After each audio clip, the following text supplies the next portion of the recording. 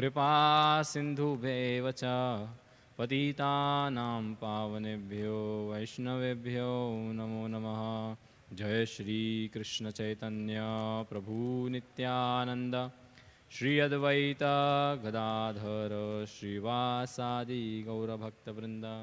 हरे कृष्णा कृष्णा कृष्णा हरे हरे, हरे राम राम राम हरे हरे।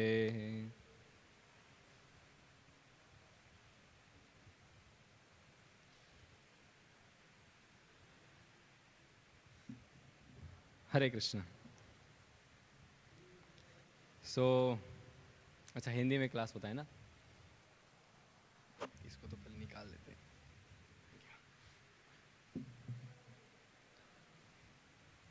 तो आज का ये संध्याकालीन भगवत गीता का जो प्रवचन है, हिंदी इंग्लिश चलेगा ना, मिक्स ना। तो जो ये जो क्लास है हमारी भगवत गीता की, जो अभी रोज़ शाम को हो रही है ना, लॉकडाउन में बंद हो गई थी। अभी कब से चालू हुई है? अभी 1 तारीख से चालू है ना। डेली हम लोग भगवत गीता का एक श्लोक पे चर्चा करते हैं, श्रीमद् भगवत गीता। तो आज जो सीरीज़ के हिसाब से जो श्लोक आया है वो कौन सा है? दूसरे अध्याय का 51 नंबर का श्लोक, right. Second chapter Bhagavad Gita आपको यहाँ पे स्क्रीन पे दिख रहा होगा। चैप्टर का नाम है गीता का सार, और उसमें से हम लोग लेंगे आज श्लोक का क्रमांक 51। तो मेरे पीछे दोहराइएगा। कर्मजं बुद्धियुक्ता ही फलं त्यक्त्वा मनीषिणः जन्मबन्ध विनिर्मुक्तः पदं गच्छन्त्यनामयम्। कर्मजं बुद्धियुक्ता ही फलं त्यक्त्वा मनीषिणः जन्मबन्ध विनिर्मुक्ता पदं गच्छन्त्यनामयम्। कर्मजं बुद्धियुक्ता ही फलं त्यक्त्वा मनीषिणः जन्मबन्ध विनिर्मुक्तः पदं गच्छन्त्यनामयम्। कोई भी 3 लोग रिसाइट करेंगे। कर्मजं बुद्धियुक्ता ही फलं त्यक्त्वा मनीषिणः जन्मबन्ध विनिर्मुक्ता पदं गच्छन्त्यनामयम्। कर्मजं बुद्धियुक्ता ही फलं त्यक्त्वा मनीषिणः जन्मकर्म विनिर्मुक्ता पदं गच्छन्त्यनामयम्। कर्मजं बुद्धियुक्ता ही फलं त्यक्त्वा मनीषिणः जन्मबन्ध विनिर्मुक्तः पदं गच्छन्त्यनामयम्। यहाँ पे इंग्लिश में दिखाता है क्या? हिंदी वाला नहीं है हमारे पास में, है ना? नहीं तो आप बोलो इंग्लिश में पढ़ेंगे। इंग्लिश में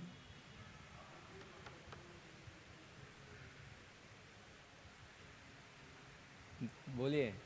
ये इंग्लिश है, ये हिंदी है, ये वाला हिंदी में, इसको हिंदी में कर सकते हैं। हिंदी करेंगे ना, या तो हिंदी में रहना चाहिए या तो इंग्लिश में। तो फिर वो इंग्लिश में रहेगा तो फिर मैं इंग्लिश में लेता हूँ।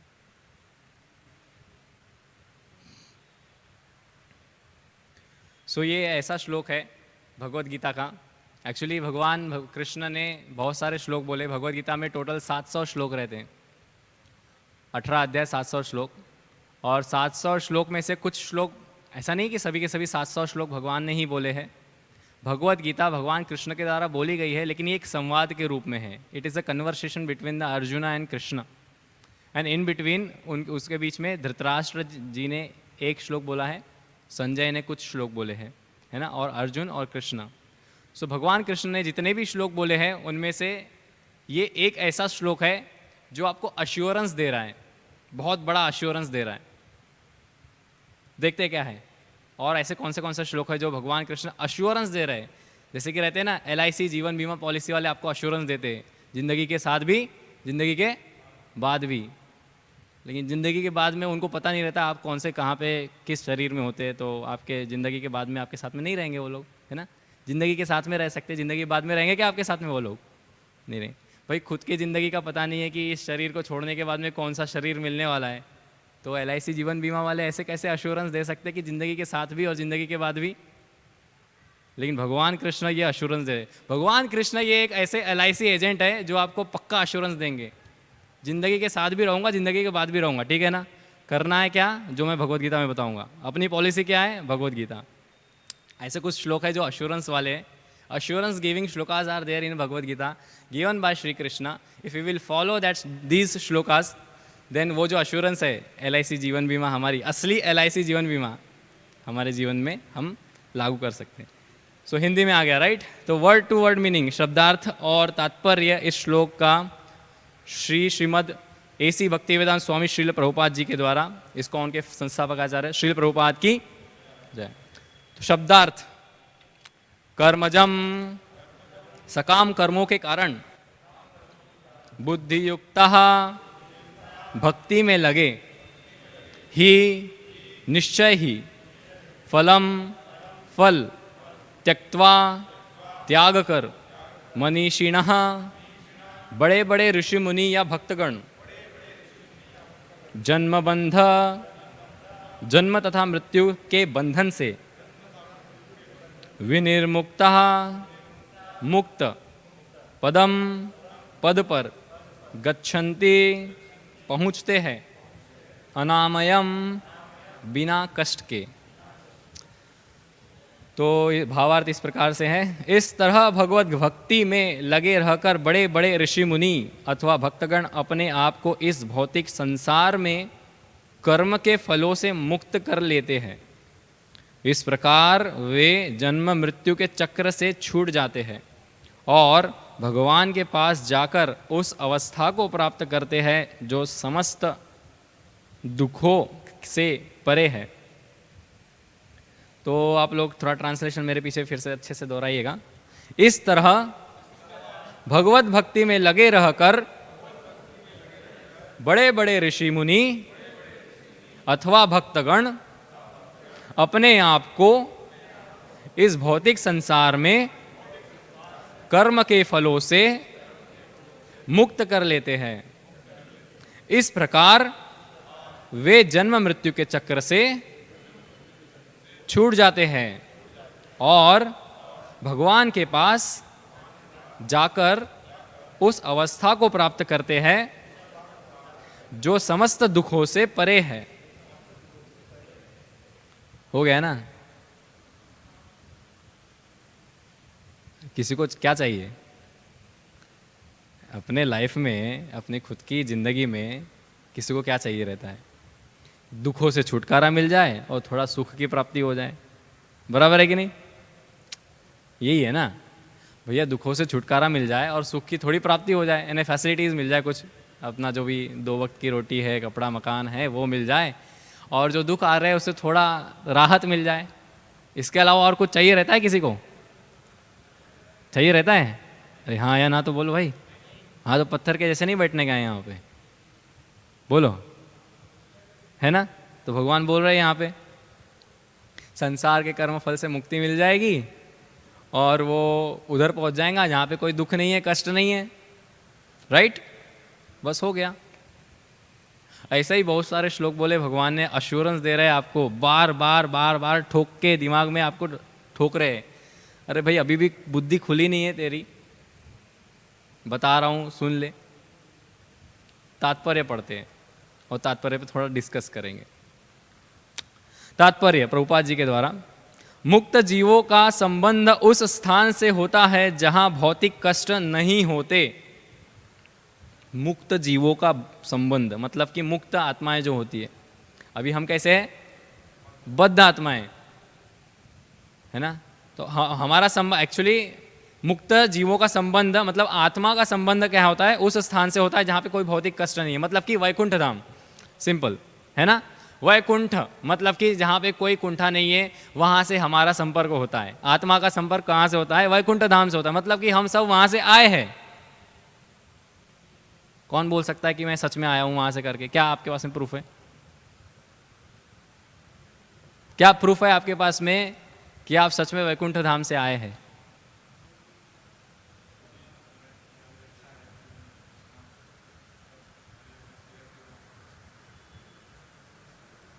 अच्छा,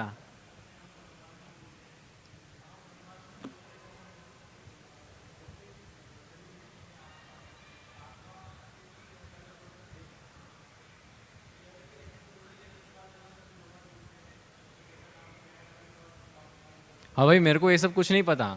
आप लोग सिखा रहे हैं ना हम वैकुंठ धाम से आए हैं, क्या प्रूफ है? हाँ, आप हमेशा खुशी की तलाश में हैं। आप जो कुछ भी कार्य करते हैं ना, चाहे वो पैसा कमाते हो, चाहे वो पिक्चर देखने जाते हो, चाहे होटल में खाना खाने जाते हो, चाहे वो महाबलेश्वर घूमने जाते हो, लोनावाला महाबलेश्वर, हाँ, चाहे वो आप कुछ भी करते हो, यहाँ तक कि कोई इंसान सुसाइड भी करता है ना, तो खुशी की तलाश में करता है, सुख की तलाश में करता है कि मेरे को शांति मिल जाएगी, सुख मिल जाएगा, बहुत परेशानी हो गई मेरे को ज़िंदगी में। आप कोई भी कार्य करते हैं ना अपने जीवन में, सुख की तलाश के लिए करते हैं, खुश होने के लिए करते हैं, है ना कि? ऐसा कोई व्यक्ति है जो चाहता है कि भगवान मेरे को दुख ही मिले तो बहुत अच्छा है, दुख ही मेरी ज़िंदगी में आए और सुख तो आए ही ना? ऐसा कोई चाहता है? ऐसा कोई नहीं चाहता है ना। तो सभी व्यक्ति सुख की तलाश में हैं।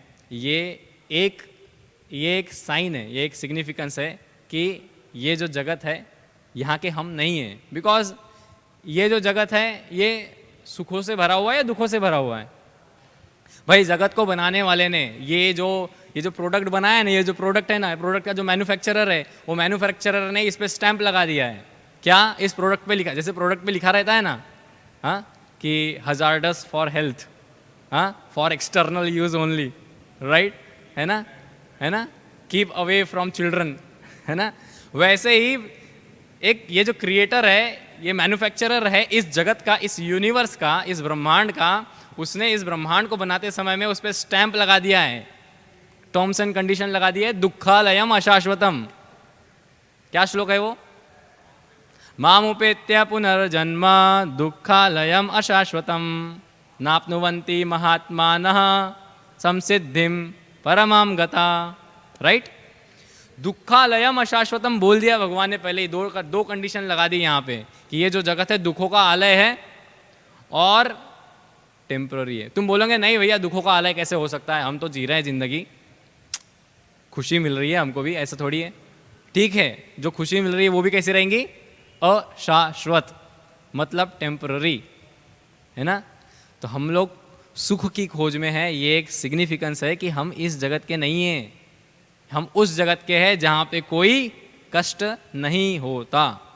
आगे बढ़ते, भागवतम में कहा गया है, समाश्रिता ये पद पल्लवम प्लवम महत पदम पुण्य यशो मुरारे भवाम बुधिर्वत्स पदम परम पदम पदम पदम यद विपदाम न तेषाम। ये श्रीमद् भागवत महापुराण का ये श्लोक है। जिसने उन भगवान के चरण कमल रूपी नाव को ग्रहण कर लिया है, जो दृश्य जगत के आश्रय है और मुकुंद नाम से विख्यात है, अर्थात मुक्ति के दाता है, उसके लिए यह भवसागर गोखुर में समाये जल के समान है। उसका लक्ष्य परम पदम है, अर्थात वह स्थान जहाँ भौतिक कष्ट नहीं है, या कि वैकुंठ है, वह स्थान नहीं जहाँ पर पद पद पर संकट होता है। तो यहाँ पे बताया गया कि भगवान के जो भक्त होते हैं उनके लिए भौतिक संसार को पार करना बहुत आसान होता है। आगे बढ़ते हैं। तो एक्चुअली इस श्लोक में ही भगवान बता रहे हैं, अच्छा मैं तात्पर्य पहले कंप्लीट कर लेता हूँ, उसके बाद में डिस्कस करते हैं। अज्ञानवश मनुष्य यह नहीं समझ पाता है कि यह भौतिक जगत ऐसा दुखमय स्थान है जहाँ पर पद पद पर संकट है। केवल अज्ञानवश अल्पज्ञानी पुरुष यह सोचकर ही कर्मों से वे सुखी रह सकेंगे, सकाम कर्म करते हुए स्थिति को सहन करते हैं। यहाँ पे बताने का मतलब ये है, सेंटेंस आप लोगों को थोड़ा समझ में नहीं आया होगा, लेकिन यहाँ पे बताने का मतलब ये है कि अज्ञानी व्यक्ति ऐसा सोचता है क्या कि हम अभी दुख तो भोग ही रहे, लेकिन दुख से छुटकारा पाने का क्या तरीका है। जो अलग अलग प्रकार के शास्त्रों में उपाय दिए गए, उपासना दी गई, विधियां दी गई है कि आप इस प्रकार का व्रत रखेंगे तो आपको धन संपत्ति आएंगी, आप इस प्रकार की उपासना करेंगे तो आपको जॉब लग जाएगा, आप इस प्रकार का करेंगे तो आपको अच्छी वाइफ मिलेगी, आप इस प्रकार का कुछ तपस्या करेंगे तो आपको आपके घर में सुख शांति रहेंगी। बराबर, ये जो विधियां हैं, ये विधियों को जो अज्ञानवश जो एक व्यक्ति रहता है, जिसको ज़्यादा ज्ञान नहीं होता है, वो व्यक्ति क्या करता है, इन विधियों को स्वीकार करता है। प्रलोभन इसे कहा जाता है, प्रलोभन। इसके आगे कुछ श्लोकों में भगवान श्लोक बोलते हैं। कौन सा श्लोक है वो? य इमाम पुष्पिताम वाचाम, राइट, है ना। ऐसे जो कम बुद्धिमान व्यक्ति है वो क्या होते हैं, इन प्रलोभनों से, इस फ्लावरी वर्ड्स ऑफ वेदास बोला गया है ना, ऐसे कुछ ऐसे शब्द है, ऐसे जो आपके ऐसे उपाय बताए गए हैं उससे आकर्षित हो जाते हैं। तो वो क्या करता है, वो सकाम कर्म करते हुए स्थिति को सहन करते हैं, ये बोला गया।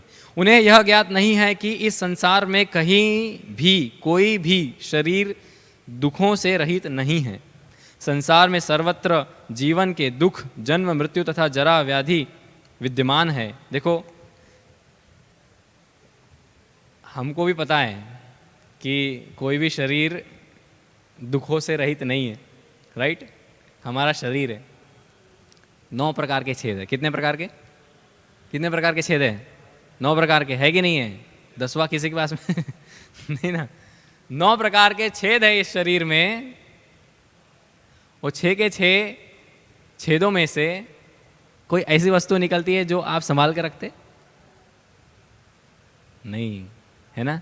9 के 9 प्रकार के छेदों में से ऐसी वस्तु निरंतर निकलती रहती है जो बहुत गंदी होती है, बदबू आता है और आप उसको संभाल के नहीं रख सकते, है ना। तो अगर कष्ट देने की बात ही छोड़ो, वो तो दूर की बात है, सिर्फ आप इसका आउटकम ही देख लो, इस शरीर में से जो निकल रहा है वो अच्छा है या कैसा है ना। एक बार हलधर स्वामी महाराज लेक्चर दे रहे थे आप लोगों ने एग्जाम्पल सुना होगा, गेस कर सकता है कौन सा एग्जाम्पल?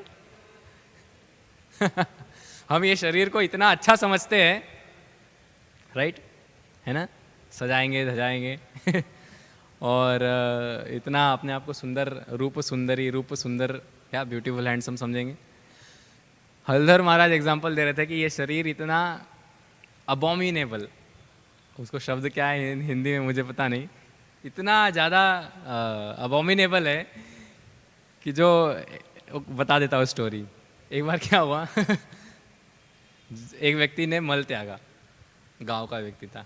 मल त्यागने के बाद में ऑब्वियसली उसको स्मेल सहन नहीं हुई होगी, तो क्या थूक दिया, राइट, उस पर थू कर दिया मल पे। तो मल बोलता है इस व्यक्ति को, अरे किसको थूक रहा है तू, किस पे थूक रहे हो? मैं बोले तुम पे थूक रहा हूँ, तुम इतना गंदा वास आ रहे हो इसलिए थूक रहा हूँ तुम पे। बोले मुझ पे थूक रहे हो, मैं पहले क्या था? बोले हलधर महाराज बोलते मैं पहले क्या था? मैं दाल, राइस, चपाती, पकोड़ा, रसगुल्ला, रसमलाई था। बोले तुम्हारे ये शरीर के अंदर जाने के बाद में मेरा ये हालत हुआ है। बोले मुझ पे थूक रहे हो, तुमको तुम पे थूकना चाहिए, शरीर पे थूकना चाहिए। तो ये शरीर ऐसा है, समझ में आ रहा है? शरीर डिग्रेडिंग बॉडी, ये शरीर निरंतर डिग्रेड हो रहा है, यानी कि क्या बोलेंगे, क्षीण होते जा रहा है ना। इसकी हालत धीरे धीरे जर्जर होते जा रही है। तो कहने का मतलब यहाँ पे यही है कि शरीर तकलीफ ही देगा आपको, कभी आपको सुख नहीं देगा। आपको अगर लगता है कि सुख देगा तो वो सुख नहीं है, वो इल्यूजन है, वो भ्रम है, समझे। जैसे कि अभी आप देखो गुलाब जामुन खाना रहता है ना, फीस्ट होता है हमारे मंदिर में, या फिर जो भी यहाँ बैठे हुए सुन रहे होंगे या ऑनलाइन सुन रहे होंगे, जब हम कुछ अच्छा चीज़ खाने का प्रयास करते हैं, जैसे कि अभी किसी को रसगुल्ला पसंद है, किसी को पाव भाजी पसंद है, हाँ, किसी को जलेबी रसमलाई पसंद है, कितना खाएगा वो इंसान? या फिर किसी को वैनिला फ्लेवर आइसक्रीम पसंद है, चिल्ड एकदम मस्त, कितना खाएगा ज़्यादा से ज़्यादा, उसकी एक लिमिट रहेगी। उस लिमिट को मतलब वो सोच रहा है कि इस वस्तु में, ये जो आइसक्रीम है ये वस्तु है, इसमें सुख है, बराबर, इसमें सुख है, इसको मैं जब खाऊंगा तो मुझे क्या आएगा, आनंद आएगा, बराबर, ये आनंद आएगा इस वस्तु से। जब वो वस्तु को खाता है तो उसको आनंद आता है। आप बोलते हैं ना कि अरे क्या प्रभु जी आप लोग बताते हैं कि ये शरीर दुख देता है, ये जगत दुखों से भरा हुआ है, लेकिन हम तो इतना मज़ा कर रहे हैं, बढ़िया वैनिला फ्लेवर नेचुरल्स आइसक्रीम खा रहे हैं, रसगुल्ला रसमलाई रबड़ी खा रहे हैं, कितना आनंद है, हाँ है कि नहीं। लेकिन एक समय आता है, एक लिमिट आती है, जब आप उसको खाते हैं खाते हैं खाते हैं खाते हैं, एक समय आता है उस लिमिट के बाद में आपको उस वस्तु से घृणा होने लगती है, राइट। जब आपका पेट टाइट भर जाता है, हाँ, आपके पेट में जब जगह नहीं रहती है, तो आपको जब बोला जाता है प्रभु जी और एक रसगुल्ला खा लो, नहीं प्रभु जी 15 खा लिया, और एक खा लो, नहीं प्रभु जी बहुत हो गया अभी। जब जबरदस्ती खिलाया जाएगा तो इनडाइजेशन होगा, राइट। तो अब बताओ, यही वस्तु जिसको आप सोचते थे कि सुख मिलेगा जिससे मुझे, वही वस्तु अभी आपको क्या लग रही है, दुख का कारण लग रही कि नहीं लग रही। वस्तु में सुख है नहीं है।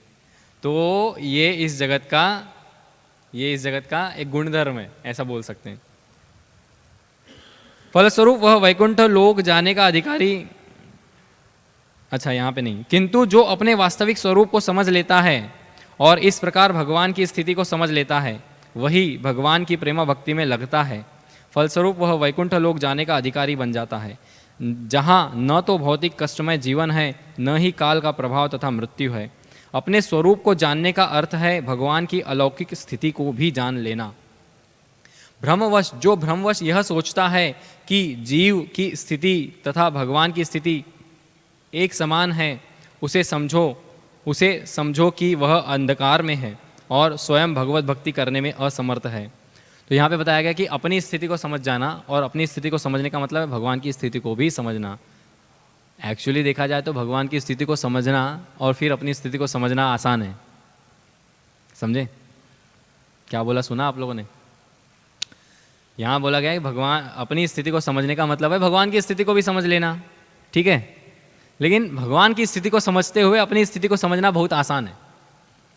हम कहाँ छोटे से एक पिद्दी, छोटा सा जीव, नन्हा सा इस जगत में आया है। भगवान कहाँ असंख्य, अनलिमिटेड। भगवान की एक सांस छोड़ते हैं तो क्रिएशन होता है, भगवान सांस वापस लेते हैं तो डिस्ट्रक्शन होता है, राइट, है ना, संहार होता है। और क्या क्रिएशन को क्या बोलते हैं, सृष्टि होती है और संहार होता है। भगवान सांस लिए, भगवान सांस छोड़े, इस पृथ्वी, इस ब्रह्मांड का क्रिएशन हुआ, भौतिक जगत का क्रिएशन हुआ। भगवान ने सांस अंदर ली, भौतिक जगत का विनाश हो गया। और उसमें भी एक ब्रह्मांड, ऐसा नहीं कि एक ही ब्रह्मांड निकलता है, लाखों लाखों अनगिनत करोड़ों ब्रह्मांड निकलते हैं भगवान के उस सांस में, राइट, पोर्स में से एक एक ब्रह्मांड। तो ब्रह्मांड, एक ब्रह्मांड में एक भौतिक जगत, उस भौतिक जगत में प्लैनेटरी सिस्टम है, राइट, 14 ग्रह है ना, 14 प्लैनेटरी सिस्टम है ना। ऊपर के लोक है स्वर्ग लोक, नीचे के पाताल लोक है ना, भूलोक है अपना। उस भूलोक में भी इतने सारे कॉन्टिनेंट, इतने सारे महाद्वीप है। उन महाद्वीप में भी एक महाद्वीप अपना आता है, एक महाद्वीप में एक देश अपना आता है, भारत देश। उस भारत देश में भी महाराष्ट्र राज्य एक आता है। महाराष्ट्र राज्य में भी एक डिस्ट्रिक्ट आता है, वो मुंबई नाम का एक शहर है। उस मुंबई नाम के शहर में अंधेरी नाम की जगह है, अंधेरी नाम की जगह में एक जुहू नाम का एक स्थान है। उस स्थान में एक मंदिर है। ऐसे बहुत सारे मंदिर में से एक मंदिर है राधा रासबिहारी मंदिर, राइट, इस्कॉन मंदिर। उसमें से कई 100 लोग बैठे हुए, उस 100 लोग में से हम एक बैठे हुए एक कोने में मंदिर के। ऐसा नहीं है कि भगवान की सांस लेते तक के आप जिंदा रहेंगे, है नहीं। 4 युग है, इसको भी डिवाइड किया गया डिटेल में। 4 युग के इतने लाखों लाखों साल होते हैं, हाँ, इसका अवधि होती है। उस अवधि में आप पूरा एक युग भी नहीं जी पाते, एक युग छोड़ो 100 साल भी नहीं जी पाते, है ना। तो एक हिसाब से देखा जाए तो ऊपर से अगर कोई देखेगा, जैसे कि अभी एक छोटा चींटी है, चींटी की ज़िंदगी होती है 4 दिन की, 4 या 7 दिन की ज़िंदगी होती है। वो 7 दिन की ज़िंदगी में वो चींटी ना पैदा होती है, उसका बर्थडे होता है, बर्थडे के बाद में उसका सेलिब्रेशन होता है, हाँ, वो स्कूल जाता है, पढ़ाई करता है, सीखता है, ABCD, A for Apple, B for ball. फिर उसके बाद में मम्मी पापा बोलना सीखता है। उसके बाद में उसको पढ़ाई, स्कूल जाने के बाद में कॉलेज कंप्लीट कर लेता है, डिग्री कर लेता है। कौन? चीटी। फिर गर्लफ्रेंड मिल जाती है उसको, शादी कर लेता है। शादी हो गई उसकी, बच्चे पैदा हो जाते हैं उसके, परिवार बड़ा कर लेता है। हाँ, फिर बाप दादा बन जाता है, बच्चों की शादी कर लेता है, और फिर बूढ़ा हो जाता है, और फिर मृत्यु हो जाती है। कितने दिन में? 7 दिन में, हैं? और हम 7 दिन में वहीं के वहीं रहते हैं। है नहीं? है कि नहीं? तो हमारे कैलकुलेशन के हिसाब से ये जो चीटी है ये नगण्य है, राइट? नगण्य, समझ में आ रहा है ना? सूक्ष्म है ना? 7 दिन में वो हर चीज़ कर लेता है, सब कुछ हो जाता है उसका। हमारा 7 दिन तक की शादी चलती है। तो ऐसे ही जैसे हम सोच रहे हैं, वैसे ही भगवान की नज़रों में ये एक तुच्छ जीवात्मा है। भगवान पलक भी झपकाते होंगे ना, तो ऐसी हजारों हजारों जीवात्माएं आके अपनी ज़िंदगी गुजार के, कॉलेज लाइफ ख़त्म करके, शादी करके, फैमिली वगैरह करके, सब कुछ करके मर के चले भी जाते होंगे, है ना? तो हमारा जो अंश है नगण्य है। तो ये हम भगवान के इस विराट स्वरूप को, मतलब कि भगवान के इतने मैग्नानिमिटी को समझ जाएंगे तो फिर हम अपने छोटे से अंश जो है हमारा जो नगण्यता है उसको समझ पाएंगे।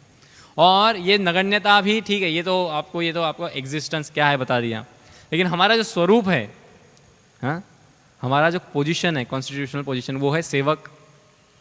भगवान के सर्वेंट हैं हम लोग, by default we are servant of Krishna. So ये सर्वेंटशिप को अगर आप समझ जाएंगे, एक सेवक भाव को जब समझ जाएंगे आप, तो फिर आप क्या होगा, जन्म मृत्यु के जन्म बंधन से मुक्त हो जाएंगे। अभी मैं श्लोक पे आता हूँ, अभी पहले ये 2-4 लाइन कंप्लीट कर लेते हैं। वह अपने आप को प्रभु मान लेता है और इस तरह जन्म मृत्यु की पुनरावृत्ति का पथ चुन लेता है। किंतु जो यह समझते हुए कि उसकी स्थिति सेवक की है, अपने को भगवान की सेवा में लगा देता है, वह तुरंत ही वैकुंठ लोक जाने का अधिकारी बन जाता है।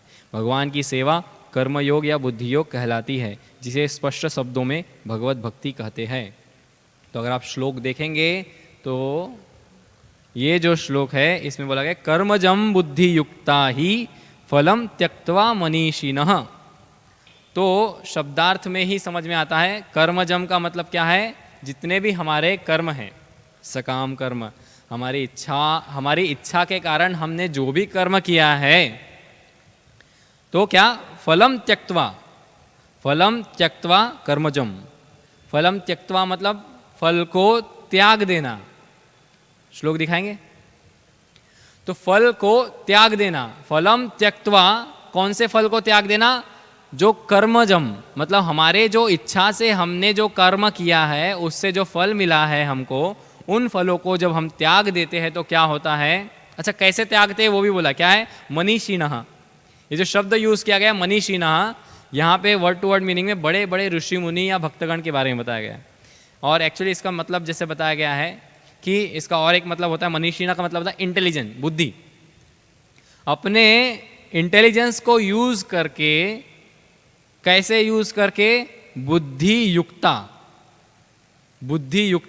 मतलब बुद्धि योग में युक्त करके, अपने बुद्धि योग मतलब कि यहाँ पे अगर आगे के कई श्लोक है उसमें अगर आप पढ़ेंगे तो बुद्धि योग का मतलब यहाँ पे बताया गया है भक्ति योग, है ना? बुद्धि योग का मतलब बताया गया भक्ति योग, निष्काम कर्म योग भी बोला गया है कहीं कहीं पे। और भक्ति योग, भगवान कृष्ण की सेवा, यह है भक्ति योग। तो भक्ति योग में अपने बुद्धि को यूज करके जब आप अपने सकाम कर्मों के फलों को त्यागते हैं, क्यों त्यागते हैं भाई? देखो, अगर आप सकाम कर्मों के फलों में बंध जाएंगे तो आपको फर्दर रिएक्शन लगेगा, राइट? क्योंकि आप कर्मों के बंधन, जैसे कि अभी आपने कुछ कार्य किया, उसका फल मिला आपको, उसको आपने क्लेम कर दिया कि मैंने कार्य किया इसलिए मेरे को फल मिला है, मुझे अभी इसको भोगना चाहिए, क्योंकि मैंने इसीलिए तो भाई किया है ना कर्म, कि मेरे को सुख मिल जाए, कुछ तो फल मिले मेरे को मेरे कार्य का। लेकिन अगर आप भोग रहे हैं तो उसका फर्दर रिएक्शन बन रहा है, नया रिएक्शन जनरेट हो रहा है, नया फल जनरेट हो रहा है, नया, समझ में आ रहा है? रिएक्शन जनरेट हो रहा है। और उस रिएक्शन के कारण आपको फिर से, जैसे अच्छा कर्म किया तो अच्छा फल मिलेगा, बुरा कर्म किया तो बुरा फल मिलेगा, तो फिर से आपको अगला जन्म शरीर नया धारण करना पड़ेगा। तो लेकिन भगवान बोलते हैं कि इस प्रकार से फंसो मत। सकाम कर्म, कर्मजम मतलब यहाँ पे सकाम कर्म, सकाम मतलब कि इच्छा के अनुरूप मैंने कुछ कार्य किया है उसका फल। तो इच्छा के अनुरूप जो कार्य किया है तुमने उसको तुम दे दो, त्याग दो, त्यक्त्वा त्याग दो। इससे क्या होगा? जन्म बंध विनिर्मुक्ता। जन्म मृत्यु के जो चक्कर चल रहा है तुम्हारा, नया शरीर हर बार धारण कर रहे हो, अच्छे कर्म कर रहे हो अच्छा फल मिल रहा है, बुरे कर्म कर रहे हो बुरा फल मिल रहा है, इनको भोगने के लिए फिर नया शरीर मिल रहा है, नया जन्म मिल रहा है।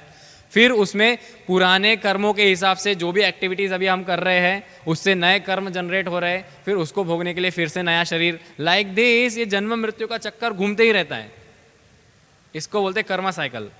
हाँ, कर्म बंधन इतना जटिल है, आप समझ नहीं सकते कि कहाँ का कर्म कब कहाँ कैसे लगता है। तो भगवान इतना अच्छा अश्योरेंस दे रहे हैं यहाँ पे कि आप ये जो कार्य कर रहे हो ना, फल जैसे बोला है ना, कर्मण्येवाधिकारस्ते माँ फलेषु कदाचन माँ कर्म फल हेतुभु माते संगस्तो कर्मणि। ये कर्म करो, फल की चिंता मत करो। बाहर के लोग इस प्रकार से बोलते हैं, ट्रांसलेशन एग्जैक्टली इस प्रकार से नहीं है। कर्म करो, फल की चिंता मत करो, और फल अगर मिल जाए तो उसको क्लेम मत करो कि मेरी मेहनत के कारण ये बिल्डिंग आज मैंने खड़ा किया है, मेरी मेहनत से मैंने तेरे को पढ़ाया है। उसको क्लेम मत करो भाई, तुम करता नहीं हो। तुम सिर्फ तुम्हारा जो रिस्पॉन्सिबिलिटी, तुम्हारा जो फर्ज है वो है सिर्फ कर्तव्य करना। फल की चिंता मत करो, और फल मिल भी जाए तो उसको क्लेम मत करो। भगवान इस श्लोक में बोल रहे कि वो फल को अर्पित कर दो, त्याग दो, मुझे दे दो। तो क्या होगा? वो जो फल का जो रिएक्शन आएगा जो तुमको फिर से बांधने वाला है, मैं उसको ले लूंगा। इससे क्या होगा? जन्म बंध विनिर्मुक्त्वा। इतना ही नहीं होगा, यहीं पे ही नहीं रोक दिया भगवान ने। जन्म बंध विनिर्मुक्त्वा, जन्म मृत्यु के बंधन से छुटकारा तो दे ही दूंगा तुमको, उसके साथ में और एक कॉम्प्लीमेंट्री गिफ्ट मिलेगा। क्या? पदम गच्छन्त्य नामयम। ऐसी जगह तुमको भेजूंगा जहां पे कोई दुख नहीं है। हाँ, ऐसी जगह तुमको भेजूंगा जहां पे कोई दुख नहीं है। बोला है ना, भगवान के पास जाकर उस अवस्था को प्राप्त करते हैं जो समस्त दुखों से परे है।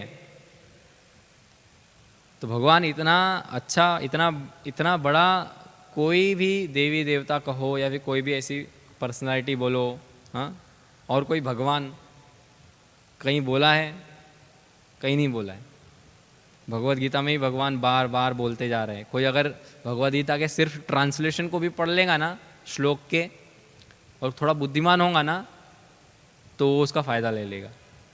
तो भगवान यहाँ अश्योरेंस दे रहे हैं कि अपने फल को मुझे अर्पित कर दो, और क्या होगा उससे?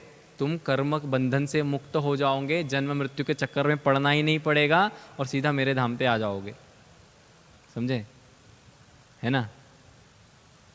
ऐसा ही और एक श्लोक है मेरा वो फेवरेट श्लोक है भगवद गीता का। हाँ, 9वें अध्याय का 22वां श्लोक है। 9वें अध्याय का 22वां श्लोक होना चाहिए, आप देख सकते हैं। 9वें अध्याय का 22वां श्लोक है, अनन्याश्चिन्तयन्तो माम ये जनः पर्युपासते तेषां नित्याभियुक्तानां योगक्षेमं वहामयम्। तो ये श्लोक एक्चुअली मेरा फेवरेट श्लोक है। यही श्लोक में से LIC जीवन बीमा पॉलिसी वालों ने स्लोगन निकाला है।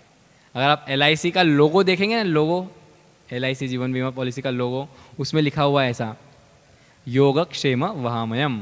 तो ये 9वें अध्याय का 22वां श्लोक है भगवद गीता का, जिसमें से 4 पार्ट में से एक पार्ट लिया गया है।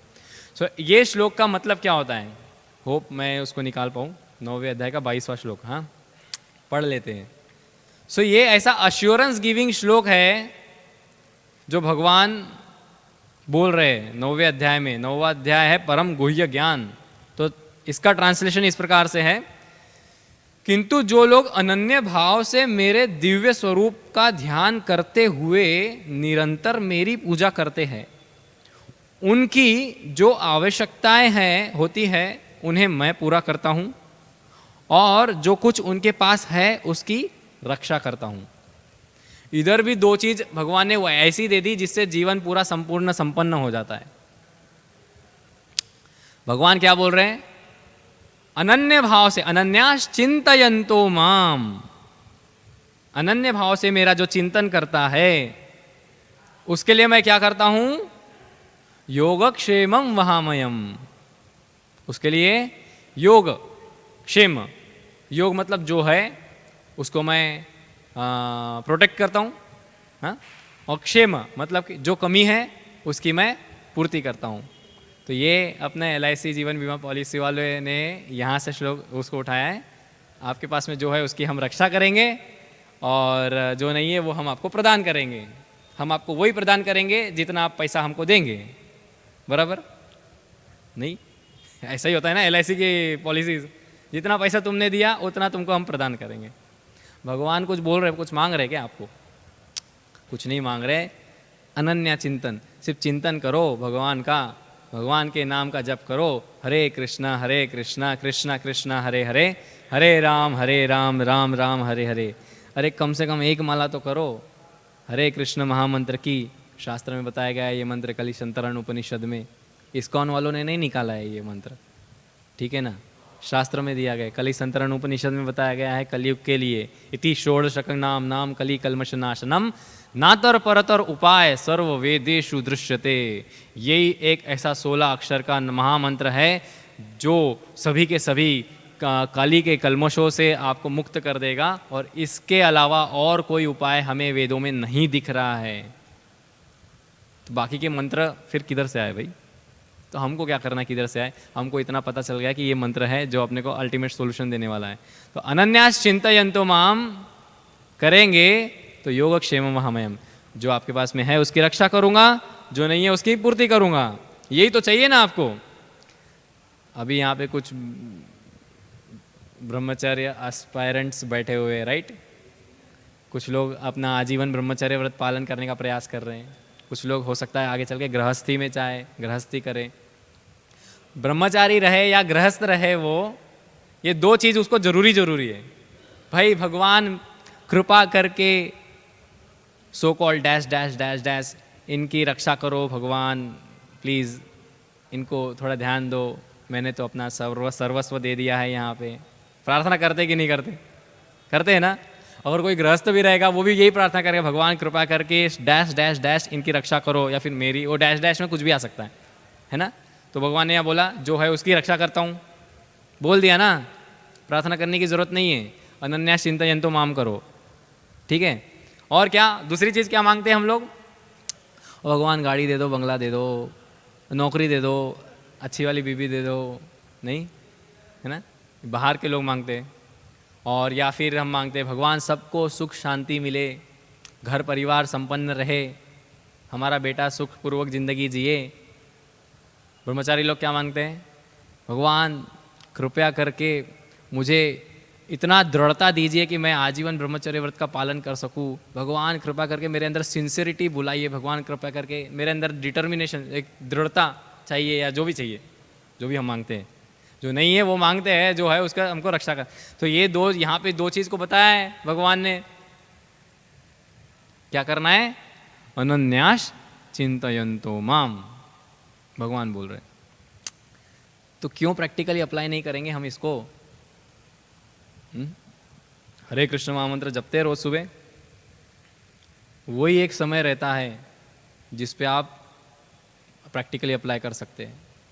एक्सक्लूसिवली 2 घंटा रहता है वो 5:15 से लेकर 7:15 बजे तक का, जिसमें आप एक्सक्लूसिवली भगवान का स्मरण कर सकते हैं। एक्सक्लूसिवली मतलब सिर्फ और सिर्फ कृष्णा, ओनली कृष्णा। अनन्यास चिंतयन्तो माम, है ना। तो उसके लिए प्रिपरेशन करना चाहिए फिर हमने। हरे कृष्ण महामंत्र जप करने के लिए प्रिपरेशन करना चाहिए हमने। उसके लिए जो कुछ भी है आपको ज़रूरत है वो आपने करना चाहिए।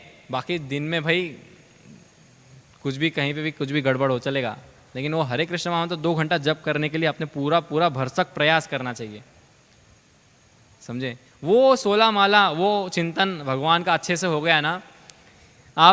आपने तो सुना है, मैंने भी सुना है ये इसके पहले बहुत बार। भगवान की कृपा से, भक्तों की कृपा से मैंने थोड़ा बहुत फील किया है।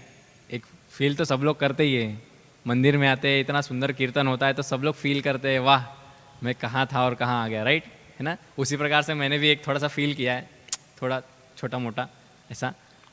क्या जब 16 माला आपका अच्छे से हो गया ना, बढ़िया एकदम मस्त अटेंटिव, हाँ, लाइक हम तो कभी सोते हैं या फिर कभी हमारा नींद नहीं आती तो हमारा मन इधर उधर भटकता है, राइट। तो ये सब नहीं होने के बाद में जब आप 16 माला करते हैं ना, तो आपका दिन इतना परफेक्ट जाता है, आपकी हर एक्टिविटी इतना परफेक्ट जाती है कि आपको समझ में आएगा कि ये किसका असर है। ये 16 माला मैंने जो अटेंटिव चैंटिंग किया ना, या फिर जो प्रयास किया ना मैंने, बिना सोए, बिना मन के इधर उधर भगाए, बिना किसी बॉडीली पेन, बिना किसी माइंड के डिस्टर्बेंस से मैंने जो 16 माला किया है ना, उसका असर पूरे दिन में मेरे को दिख रहा है। और ये होता है। सो मैंने एक बार कभी फील किया ऐसा कि ये सही है करके। सो इसके लिए जो ज़रूरत है ना, वो आपने करना चाहिए। रात को जल्दी सोना है, जल्दी सो जाओ। सुबह जल्दी उठना है, जल्दी उठो। सुबह जल्दी नहीं उठना है, 4 बजे ही उठना है, 4 बजे, लाइक जो भी आपका शेड्यूल दिया गया है वो फॉलो करो, राइट, जो भी आपको रूल्स नियम कानून बताए गए हैं। तो ये भगवान के नाम स्मरण से जो चीज़ होंगी वो फिर आपको भगवान के प्रति समर्पित होने के लिए सहायक होंगी, समझे। अदरवाइज़ बाकी सब चीज़ें हम करते हैं। जैसे कि एक बार मैं ना फर्स्ट ईयर का बच्चा था, तो एक क्लास लेना था, मुझे बोला गया क्लास लो प्रभु जी। ऑन द स्पॉट बोला सुबह, प्रभु जी कोई है नहीं, आप क्लास ले लो, अपन तो है ही कोई नहीं रहता तो ले लो। तो मैं बोला ठीक है प्रभु जी, कौन से टॉपिक पे लेंगे? मैं बोला हरि नाम पे ले लेता हूँ मेरा भी उद्धार हो जाएगा उसे बहाने पढ़ भी लूँगा। तो फिर मैंने उसको बहुत बताया, मैंने एक्चुअली प्रिपरेशन नहीं किया, मैंने ऑन द स्पॉट जो निकला मैंने वो बताया। और फिर मैंने यही सोचा कि किस चीज़ की ज़रूरत है हरि नाम में, वो बोलता हूँ मैं। 1 मिनट यही सोचा, तो ज़रूरत क्या थी वो मैंने बोल दिया। मैंने क्या बोला? मैं बोला देखो आप अभी नए आए हो कृष्ण कॉन्शियसनेस में, है ना, हरे कृष्ण महामंत्र जप करते हो, कितनी माला करते हो? बोला प्रभु जी 4 माला करता हूँ। बोला ओके वेरी नाइस। तो ये जो 4 माला करते हो ना, आप अच्छे से करो, और आगे चल के जब माला बढ़ाओगे ना, तो माला बढ़ाओ लेकिन इसकी प्रैक्टिस को अच्छे से कंटिन्यू रखो, है ना।